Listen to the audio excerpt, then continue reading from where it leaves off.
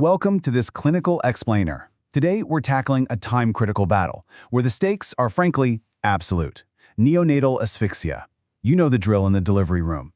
Those first 60 seconds after a compromised baby is born, what we call the golden minute, they dictate not just survival, but literally the newborn's entire neurological future. As clinicians, our ability to recognize, react, and reverse this crisis, well, it has to be flawless. Here's our clinical roadmap for this explainer. We'll start with the global scope of the problem, look at risk factors and pathogenesis, run through assessment with the APGAR scale, dive into the ABC resuscitation rules, and wrap up with post-resuscitation care. Let's get right into it. Starting off with Section 1, Asphyxia as a global problem. According to the World Health Organization, up to 4 million babies are born globally each year in a state of asphyxia. Stop and think about that number for a second. That is 4 million instances annually where the transition from fetal to neonatal life just violently derails. And the outcome of those 4 million cases? It's staggering. We're looking at over 1 million neonatal deaths every single year.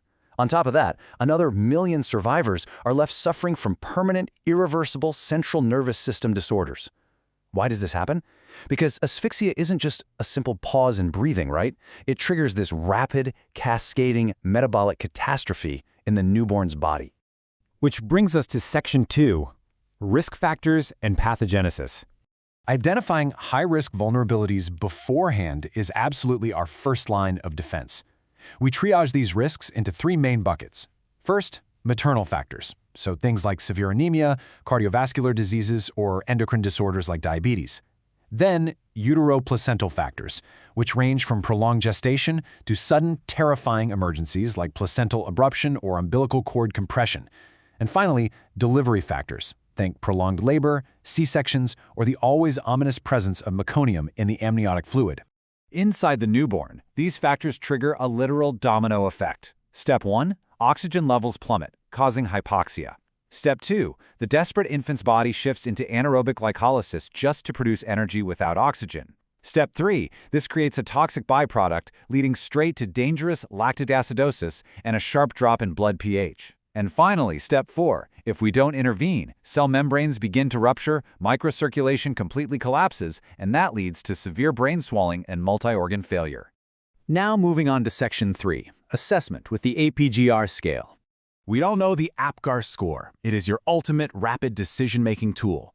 Assessed at minute 1 and minute 5, we're looking for a robust heart rate, over 100, strong breathing, active motion, a vigorous cry, and completely pink skin. Anything less than that? Well, that requires immediate clinical calculation and, more often than not, physical intervention.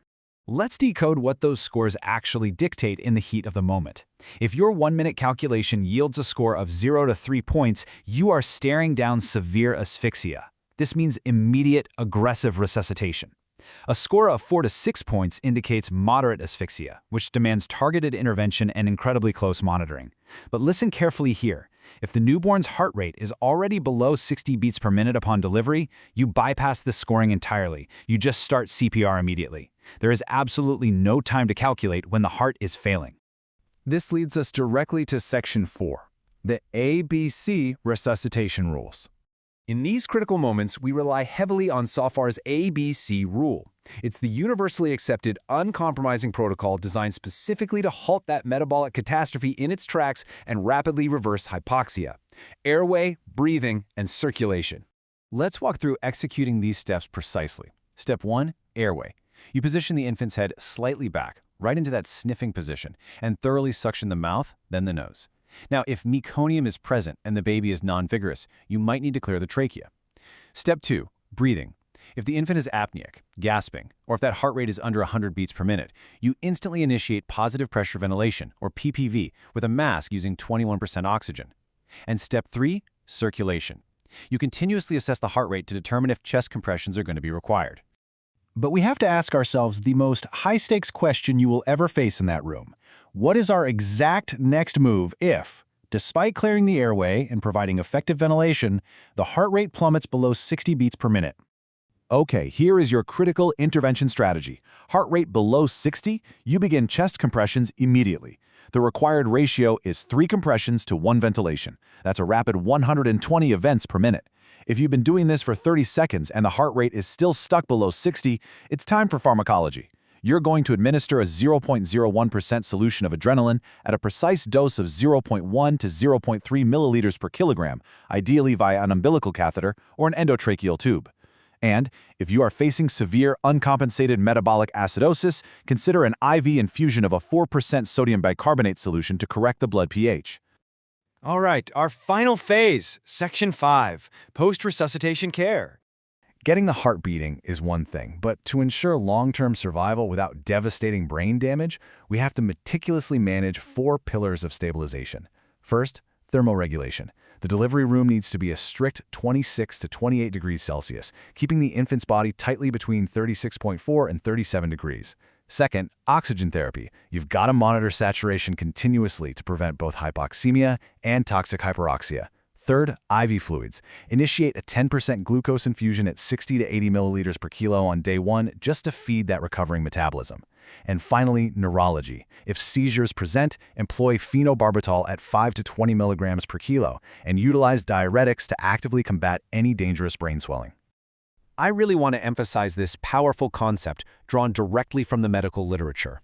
Using this brief, reversible window is the golden key to preventing cerebral damage. Think about that. Those first few minutes are literally your only window to protect the newborn's brain from permanent injury. Because once that window closes, the metabolic cascade becomes completely irreversible. So as we wrap up this explainer, I'll leave you with a highly critical question to take back to your own clinical practice, your own teams, and your own hospitals. When that clock starts ticking and a baby emerges silent and blue, are you truly ready to execute the golden minute flawlessly? Thanks for joining me today, and keep making a difference out there.